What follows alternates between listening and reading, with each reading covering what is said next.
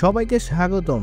আজ আমরা আলোচনা করব লিভারপুলের দারুণ জয়, সালার ভবিষ্যৎ নিয়ে ধোঁয়াশা, গার্দিওলার প্রতিক্রিয়া এবং আসন্ন ফিফা ক্লাব বিশ্বকাপের ড্র সম্পর্কে। তো চলুন শুরু করা যাক।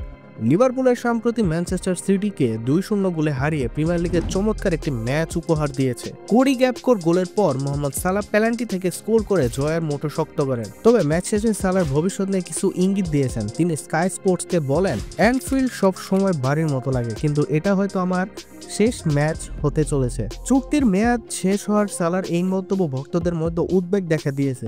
লিভারপুল কিংবদন্তি জেমি ক্যারাঘার যদিও সালার কিছু মন্তব্যকে স্বার্থপর বলেছেন, ম্যানেজার আর্নে স্লট তার পেশাদারিত্বের প্রশংসা করেছেন। অন্যদিকে এই হারের পর লিভারপুল ভক্তরা মজার ছলে গার্দিওলাকে সকালে বরখাস্ত বলেও উত্ত্যক্ত করেছেন। গার্দিওলা 6টি আঙুল তুলে তার প্রিমিয়ার লিগ শিরোপার সংখ্যা স্মরণ করিয়ে দেন।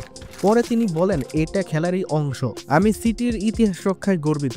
এদিকে আসন্ন ফিফা ক্লাব বিশ্বকাপ 2025 ড্র নিয়েও উত্তেজনা বাড়ছে।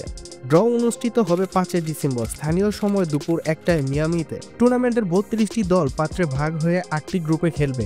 এটি ইউরোপীয় ক্লাবগুলোর কাছে ততটা গুরুত্বপূর্ণ না হলেও বিশ্বব্যাপী ফুটবল ভক্তদের জন্য বড় একটি ইভেন্ট হতে যাচ্ছে। আজকের মতো এটাই ছিল আমাদের আপডেট। আপনার মতামত জানাতে ভুলবেন না এবং নতুন নতুন ফুটবল কন্টেন্ট পেতে আমাদের চ্যানেলটি সাবস্ক্রাইব করুন। দেখা হবে পরের ভিডিওতে। ধন্যবাদ সবাইকে, ভালো থাকুন।